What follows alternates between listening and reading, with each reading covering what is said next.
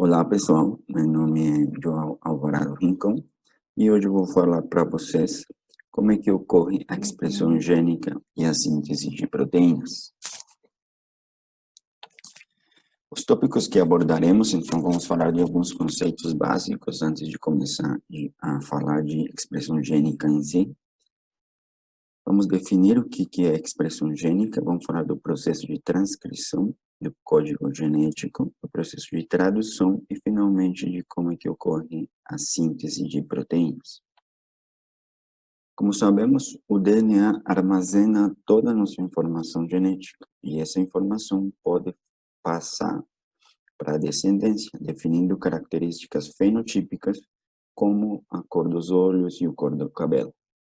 Esse DNA está dividido em fragmentos, ou pequenas sequências de DNA, que são unidades funcionais chamadas de genes, que são os que vão determinar essas características.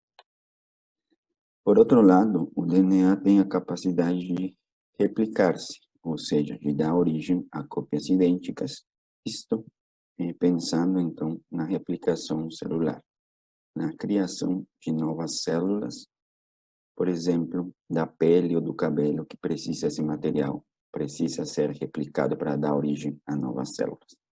Além disso, essa informação contida no DNA, ela é capaz de ser transcrita numa molécula de RNA e depois traduzida na forma de proteínas, produzindo proteínas. Esse fluxo de informação do DNA para RNA e para proteína é conhecido como o dogma central da biologia molecular, e é disso que nós vamos falar hoje, pois essa informação, da forma que ela é lida, ela é transcrita em uma molécula de RNA e depois traduzida numa proteína, é o que se conhece como expressão gênica. Esse conceito de expressão gênica ele tem evoluído ao longo dos anos, graças às pesquisas, aos novos achados, e uma definição atual seria, então, de decodificação da informação contida no DNA e sua utilização na síntese de produtos funcionais que podem ser proteínas ou RNAs. Então, perceba a diferença que o dogma central falava somente de proteínas, mas com as novas pesquisas, tem se observado que alguns tipos de RNAs cumprem e desempenham funções vitais, importantes do nosso organismo, ou seja, que são produtos funcionais e não necessariamente são proteínas. Basicamente, para que vocês tenham claro isso. E lembrando também então, que as proteínas constituem todos os nossos tecidos, órgãos, metabólitos, hormônios e enzimas para que o nosso organismo funcione corretamente. Por isso a importância, então, da expressão gênica. Para falar um pouquinho de alguns conceitos gerais, antes de que vamos utilizar eles durante a apresentação, então, o DNA, a molécula de DNA, está composta basicamente por 3 partes. Um açúcar, uma pentose, se chama de pentose porque possui 5 carbonos. No DNA, a pentose é a desoxirribose. Ela tem uma base nitrogenada, no caso aqui do nosso exemplo, uma adenina, e um grupamento fosfato, tá? Quando isso encontra-se junto, quando estão ligados, base nitrogenada, grupamento fosfato e a pentose, chama-se de nucleotídeo. E o DNA, ele está composto por quatro nucleotídeos idênticos, observem a mesma coisa, o mesmo grupamento fosfato. A única coisa que varia é nossa base nitrogenada, que pode ser guanina, citosina, timina ou adenina. E aqui temos, então, um exemplo de uma molécula de DNA, onde o nucleotídeo está ligado aqui para esse carbono da pentose, no grupamento fosfato do seguinte nucleotídeo, aqui no caso uma citosina, e assim por diante, então, estão sendo ligados uns aos outros pelo carbono da pentose e grupamento fosfato do nucleotídeo próximo. Mas essa nossa molécula de DNA, ela é fita dupla, ela não é fita simples. Então, essa nossa fita aqui possui uma fita complementar pareada desse lado. Lembrando, então, que a adenina só pareia com timina e citosina só pareia com guanina e vice-versa. Guanina só com citosina e timina só com adenina. Esse ligamento, então, ele está dado através de pontes de hidrogênio. No caso aqui de A e T são 2 pontes de hidrogênio. No caso de C e G são 3 pontes de hidrogênio. Então, aqui temos nossa fita de DNA e uma fita complementar a ela, exemplificando uma molécula de DNA. Isso aqui é um exemplo, né?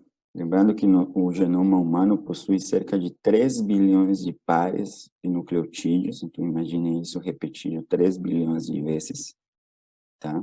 Mostrando assim a complexidade. E essa molécula aqui, do nosso exemplo, é o que comumente encontramos na internet, nos livros, como essa dupla hélice das 2 fitas de DNA, contendo, então, seus nucleotídeos perfeitamente pareados.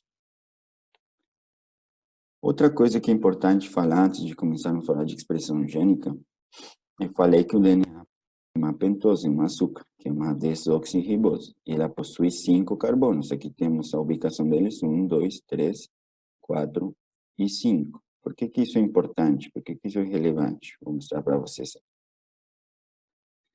Aqui temos o nucleotídeo, que é o último, digamos, essa molécula de DNA, ela não é circular, ela possui extremidades, ela tem um fim no início e um final, digamos assim, ela possui extremidades. E aqui esse açúcar, então, no carbono 5, ela não está ligada a um outro nucleotídeo, então digamos que ele, excetuando, se tirássemos o grupamento fosfato, ele, no carbono 5, nesse daqui, no carbono 5 teria uma extremidade livre, tá? Do outro lado, aqui temos da pentose, o carbono 3, observem aqui, esse carbono 3 não tem mais nucleotídeos ligados, então essa seria a nossa extremidade no carbono 3 da pentose.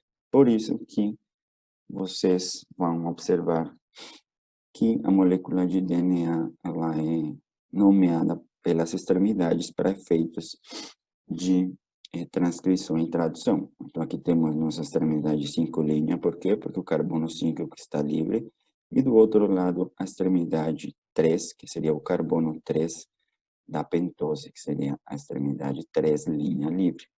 E do lado oposto, então, temos a fita complementar, que aqui temos carbono 3, extremidade 3', e o carbono 5 aqui no nosso grupamento fosfato, próximo grupamento fosfato, que seria a extremidade 5'. Isso só para que fique para vocês claro por que nós vamos chamar a molécula de 5', 3', mostrando simplesmente o sentido das extremidades, o sentido da molécula. E aqui, visualmente, então, mostrando uma característica de estrutura, uma diferença de estrutura, uma dupla fita na molécula de DNA e uma fita simples na molécula de RNA. Em relação aos nucleotídeos, como já falei para vocês, DNA tem citosina, guanina, adenina e timina, e o RNA tem os mesmos, só que no caso da timina, o RNA tem uma uracila, então não vai ter timina no RNA, a timina do DNA, ela vira uracila no RNA. E outra característica importante está no açúcar. O DNA possui uma desoxirribose e o RNA uma ribose.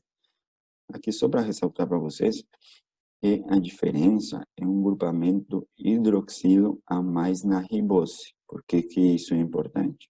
Porque isso torna, bioquimicamente, a molécula de RNA muito mais inestável do que a do DNA. Então, ela pode ser degradada com maior facilidade. Bom, agora vamos falar então do processo de transcrição, que é a primeira etapa da expressão de um gene.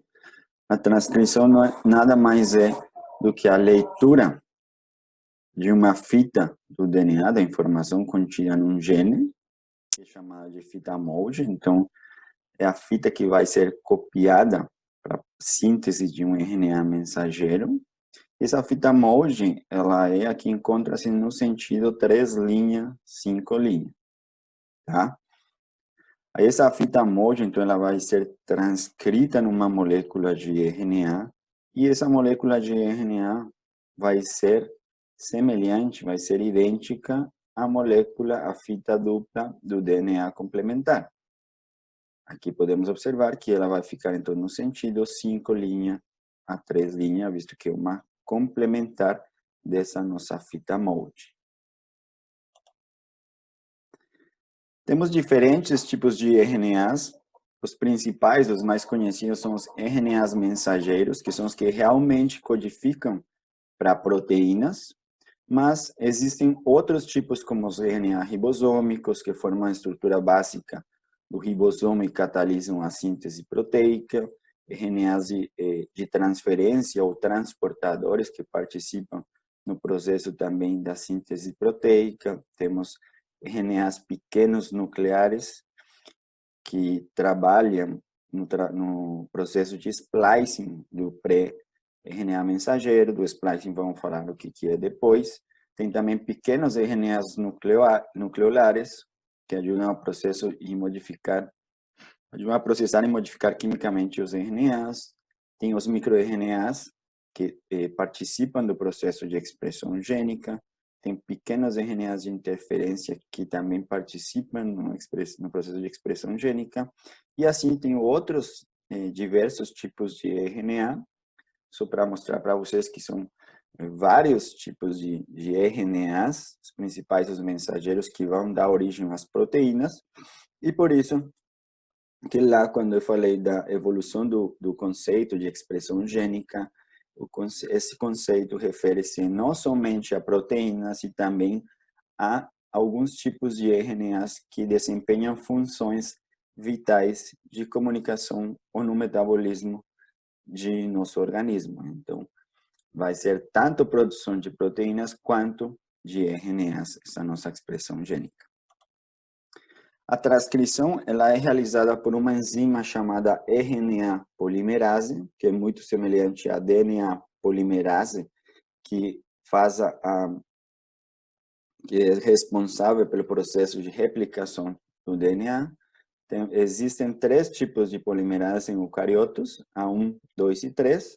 Elas são muito semelhantes, porém, elas transcrevem genes diferentes.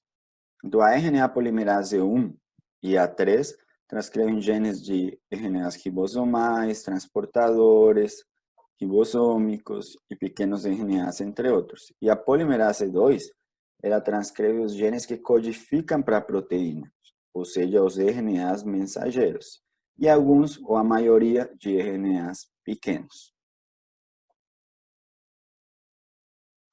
O processo de transcrição ele está dividido em 3 fases, em 3 etapas. A iniciação, que é quando a polimerase identifica na fita molde, no DNA, onde que começa o gene, para começar a transcrição. O alogamento, que é a incorporação sucessiva de nucleotídeos, que vamos ver mais para frente, para criar essa nova molécula de RNA. E a terminação, que é quando a RNA polimerase identifica uma sequência específica para dar término, ou indicar onde que termina esse gene e finalizar a transcrição. Aqui temos o que é um gene eucariótico, que está composta por regiões codificantes chamadas de exons, e entreverados nesses exons existem as regiões não codificantes chamadas de intros. E antes dessa região codificante, existe uma sequência chamada de promotor, que é uma sequência, digamos, que indica onde que inicia esse nosso gene-alvo para ser transcrito.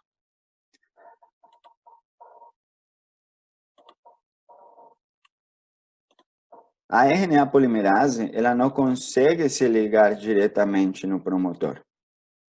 E nesse, aqui simbolizando, mostrando então em cinza, o nosso promotor e onde que inicia a transcrição, ou seja, a região codificante.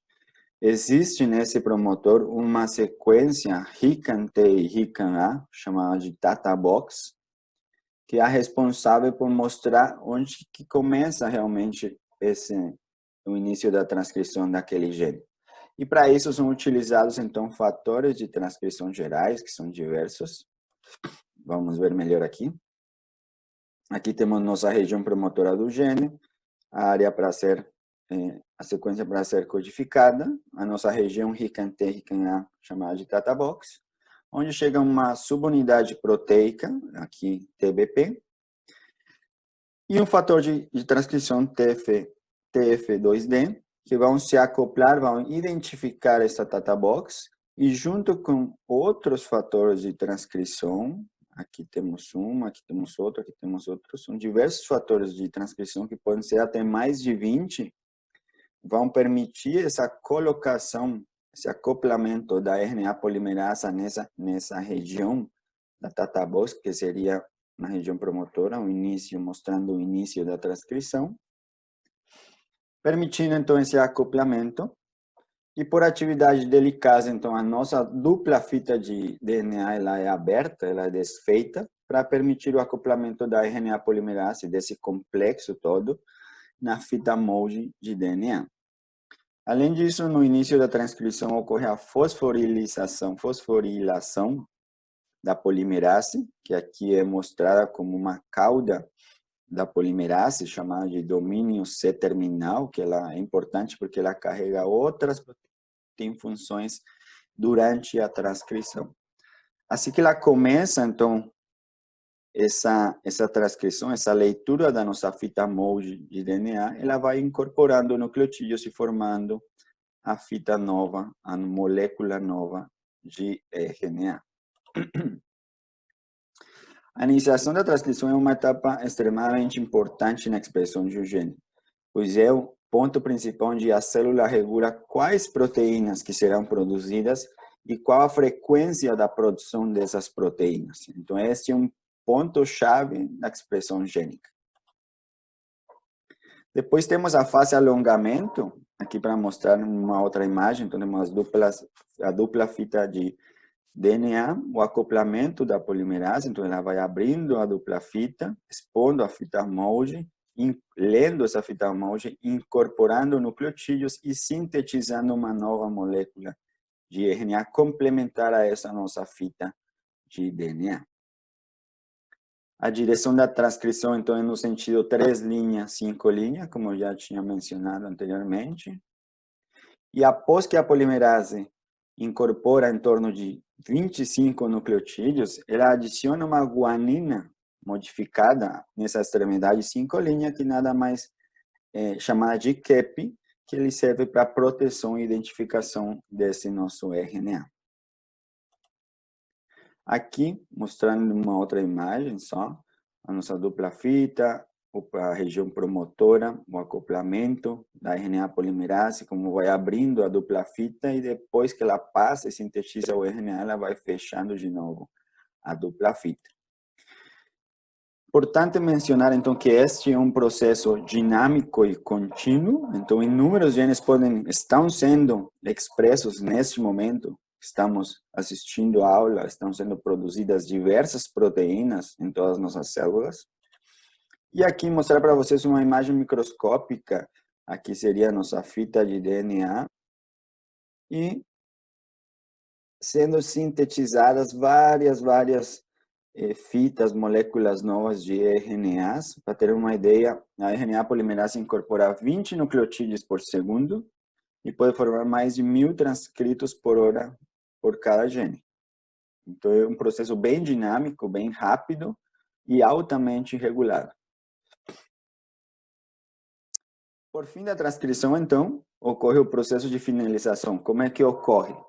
A RNA polimerase ela vai identificar uma sequência no DNA, uma sequência específica, que são sinais de clivagem. Então, o DNA tem uma marca, ele está marcado para mostrar onde que termina. A RNA polimerase lê aquela marca, lê aquela sequência, cliva a molécula de RNA e algumas proteínas acopladas na cauda dessa RNA polimerase, vão acrescentar em torno de 200 nucleotídeos de adenina, formando, na extremidade 3' formando o que se conhece como a cauda polia do RNA. Bom, então, até depois do processo de transcrição, nós temos o nosso RNA, aqui no caso mensageiro, nosso RNA precursor, ou pré-RNA, que contém uma sequência codificadora proveniente dos exons e uma sequência ou várias sequências não codificadoras provenientes dos introns. Então, tanto exon quanto intros são transcritos nessa fase aqui. E depois da transcrição, temos o processamento desse RNA, visto que precisam ser removidos esses introns, essas partes que não sequenciam, não fazem parte da sequência codificadora. Mas esse processamento, ele inicia ainda durante o processo de transcrição. Primeiro, com a adição desse cap na extremidade 5', que é uma guanina modificada, e ele protege o RNA da ação de exonucleases, também auxilia no reconhecimento pelo ribosomo, e um ponto importante é que somente o RNA com cap na extremidade 5' é capaz de ser exportado. E por que ser exportado no núcleo? Porque é fora do núcleo, nos ribosomos, que ele vai ser traduzido para proteína. Então, é uma molécula muito importante durante o processamento de RNA. E outra parte do processamento é a adição da cauda de poli-A no final da transcrição. Por quê? Porque ela protege o RNA da ação de enzimas como as RNases, enzimas que degradam o RNA, e também facilita a ligação de proteínas específicas que vão permitir reconhecer essa molécula de RNA. E assim, então, o processo de remoção dessas sequências não codificadoras, ou seja, dos introns, é conhecido como splicing. Aqui, para mostrar para vocês, temos dois genes com suas sequências, seus introns e seus exons, que precisam ser removidos através do splicing, mas isso é um processo complexo, porque como podemos observar aqui, o gene da beta-globina humana, como exemplo, possui 2.000 pares de nucleotídeos e possui também 3 exons, tá? Enquanto que o gene do fator 8 humano, que é um fator de coagulação, ele possui 26 exons e 200.000 pares de nucleotídeos. Então, vemos os extremos de um gene pequeno e um gene grande que passam ou atravessam pelo mesmo processo de splicing ou remoção dos introns. Essa questão dos introns é importante porque permite a recombinação genética. Ou seja, um único gene pode variar o splicing, ou alternar, variar essa distribuição, esse agrupamento dos exons, dando origens a novas proteínas, contribuindo então com a evolução genética através de recombinação. Vamos entender melhor isso aqui nesse slide. O complexo proteico responsável por realizar o splicing chama-se de spliceosomo. E acredita-se que 95% dos genes humanos, ou seja, quase todos os genes humanos, sofrem algum tipo de splicing de diferentes formas. Aqui temos então os quadradinhos coloridos simbolizando os exons, que vão ser removidos os introns através do splicing e podem dar como origem várias combinações. Aqui temos, por exemplo, a remoção ou a deletação, que o exon verde foi deletado e esse RNA vai dar origem a uma proteína X. E aqui nessa outra, então, o exon, foi deletado, dando origem a um RNA mensageiro diferente, que vai dar origem, ou vai produzir uma proteína Y diferente da outra, tá? Não necessariamente podem ser proteínas diferentes, podem ser a mesma proteína com isoformas diferentes. Aqui o importante é que a partir de um único gene podemos ter duas isoformas diferentes da mesma proteína ou duas proteínas diferentes, mostrando ou evidenciando assim a versatilidade do splicing. E aqui também para mostrar para vocês, então, um gene um pouco mais complexo, com mais possibilidades de splicing. Temos aqui o gene da alfa-tropomiosina, tá? E através do splicing tem várias combinações possíveis. Podemos deletar o exon 3, o exon 2, o penúltimo exon. E cada combinação vai dar, por exemplo, uma proteína de músculo estriado, uma proteína de músculo liso.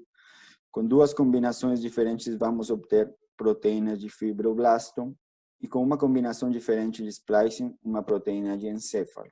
Lembrando que todas essas proteínas, esses RNAs mensageiros, predecem a proteína, são provenientes do mesmo gene. E até aqui, então, depois do splicing, temos o RNA maduro, que vai ser posteriormente traduzido para proteínas. Como dado curioso, então, o projeto Genoma Humano, ele indica que o ser humano possui cerca de 30 mil genes que codificam para a proteína, então, 30 mil sequências como essa aqui, que vão produzir, justamente por causa do splicing, cerca de 400 mil proteínas. Tá? Então, 30 mil genes codificam para 400 mil proteínas, mostrando assim, então, a complexidade do nosso genoma. E aqui, para mostrar, então, de forma resumida, o que tem acontecido até agora, temos nossa dupla fita de DNA, nosso gene-alvo, que contém exons e introns, que vai ser transcrito num RNA primário que ainda contém exons e introns, que vai passar pelo processo de splicing e vai remover esses introns, dando origem, então, à nossa molécula de RNA mensageiro já madura, tá? E esse RNA, então, a partir de agora, ele vai ser exportado para fora do núcleo, onde vai ocorrer o processo de tradução e síntese de proteínas. Agora vamos falar do processo de tradução, e para entender como é que isso funciona, eu vou fazer aqui uma analogia. Vamos pensar nesses aplicativos novos que se utilizam hoje em dia para traduzir de uma língua para outra. Aqui eu coloquei um exemplo de português para chinês, tá?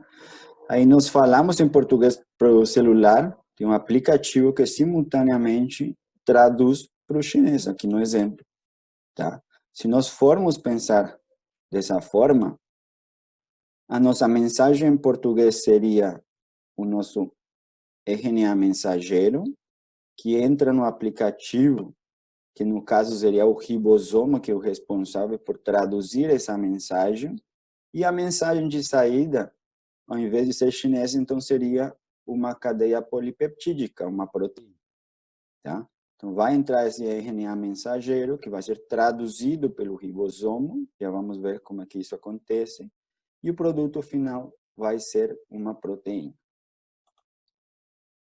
Temos aqui, então, nosso RNA mensageiro, como já tinha falado, então ele é exportado, quando maduro, ele é exportado do núcleo da célula para o retículo endoplasmático rugoso. Aqui essas bolinhas amarelas estão simbolizando os ribosomos, que são os responsáveis por realizar essa tradução. Aqui dando um zoom do que seria uma representação do ribossomo, ele é composto por duas subunidades, uma maior e uma menor, e 3 sítios específicos de ligação, onde vão se ligar aqui, vai passar a nossa molécula de RNA mensageiro. Os sítios são chamados de sítio E, P e A, tá? Só para vocês saberem. E esse ribossomo, então, ele é composto por proteínas e RNAs ribossomais. Essa é a estrutura do nosso ribossomo. Para que o ribossomo consiga traduzir essa mensagem, é utilizado o que se conhece como código genético, tá? E como é que é traduzida essa mensagem? Ela é lida em trincas de letrinhas, trincas de adenina, guanina, citosina e uracila, que é a forma, a língua como vem escrita nossa mensagem de RNA mensageiro. Essas trincas são denominadas de códons, e cada trinca vai traduzir ou codificar para um aminoácido diferente. Aqui temos todos os aminoácidos, aqui são a letra que representa cada aminoácido, e podemos observar que várias combinações de trincas, de códons, podem dar origem ao mesmo aminoácido. Então, aqui vemos que 4 dão origem ao mesmo, algumas mais, como esse aqui, que tem várias, 6 combinações para o mesmo aminoácido, e outras que somente 2 combinações para um aminoácido. Aqui, no caso da metionina, a UG somente codifica ou traduz para a metionina, tá? E aqui o que é importante saber? O código genético, que essa forma que é utilizada pela maquinaria de tradução, o ribosoma, RNA transportador e RNA ribosomal, essa forma que vai ser lida a mensagem e traduzida para uma cadeia polipeptídica, ou seja, uma cadeia cheia de aminoácidos que vai ser a nossa proteína.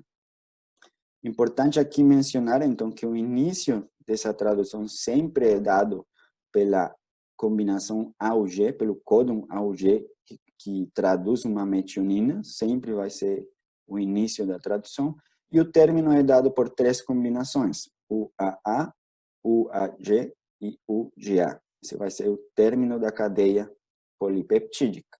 Já vamos ver como é que isso funciona. Aqui temos a representação, então, do RNA transportador, chamado também de RNA de transferência. Aqui temos a molécula de RNA transportador de forma linear, que é essa mesma molécula, que ela faz esse formato, ela conforma esse formato de uma folha parecida, uma folha de trevo, porque algumas das suas bases aqui na extremidade, por exemplo, na extremidade 5' elas se pareiam entre si, formando essas hastes, essas alças. Aqui temos bases pareadas, e nessa região também, dando esse formato de folha de trevo. Tá? Na parte inferior aqui temos o anticódon, que é o que vai se ligar, o que vai emparelhar com o códon do RNA mensageiro. Tá? E na outra extremidade, na extremidade 3', ele carrega realmente, então, o aminoácido que aqui, para a questão do exemplo, ele utilizou a fenilalanina. Tá? Temos o aminoácido que ele carrega, que ele transporta, o anticódon, que é onde vai se ligar no nosso RNA mensageiro, para assim construir a proteína. Aqui simplesmente são vistas desse RNA transportador, vista de frente e uma vista lateral, e aqui a representação mais comum que nós encontramos desse RNA transportador nos livros. Aqui vamos entender melhor tudo que eu falei anteriormente. Então, temos o nosso ribosomo, com as 2 subunidades, temos nossa fita de RNA mensageiro, no sentido de 3', e aqui vão entrando, então, esses RNA transportadores carregando o respectivo nucleotídeo, cada um diferente, visto que o anticódon é diferente. Tá? E na hora que ele se liga, que ele consegue emparelhar o códon, que é a trinca de letrinhas do RNA mensageiro, e o anticódon, que é o que encontra-se no RNA transportador, ele faz o encaixe, e na próxima etapa, então, ele liga esse aminoácido a outro aminoácido da cadeia polipeptídica e vai conformando, então, assim, nossa proteína. Depois disso, então, há um desplazamento da unidade ribosomal inferior, menor, permitindo, então, que esse RNA transportador aqui, o 3, passou da posição do meio, do sítio P, para o sítio E, permitindo posteriormente a liberação desse RNA transportador que já não contém, que já não carrega aminoácido, e permitindo também a entrada de um novo RNA transportador, e começa o ciclo de novo. Entra um RNA transportador, emparelha com códon com anticódon, adiciona ou faz essa ligação de aminoácidos para construir a proteína, até que chega aqui, aquela sequência de término, que indica que a finalização da construção da proteína, e temos como produto final uma proteína do nosso RNA mensageiro. E aqui temos, então, um resumo de tudo que foi falado hoje. Temos um núcleo, onde a partir de DNA é transcrito um gene-alvo contendo introns e exons, no caso de RNA mensageiro. Ele é transcrito para um RNA primário, onde depois o spliceosomo faz o processo de remoção desses introns, dando como origem a nossa molécula de RNA maduro. Depois disso, ele é exportado para fora do núcleo, onde os ribosomos são os responsáveis por realizar essa tradução desse nosso RNA mensageiro para proteína, utilizando o código genético de trincas, códon e anticódon. E isso aqui, então, que seria o resumo do que é a expressão de um gene. Esse processo é amplamente regulado. E o que determina que um determinado gene seja expresso num determinado momento? Isso é o que se conhece como expressão gênica, e existem diversos fatores a nível de DNA, de cromatina, de compactação do DNA, fatores transcricionais durante o splice, durante o processamento de RNA, fatores pós-transcricionais, então, que vão interferir aqui, podem acelerar, diminuir a velocidade de tradução, de transcrição. Tudo isso se conhece como controle da expressão gênica, e é disso que nós vamos conversar, que nós vamos ver na próxima aula.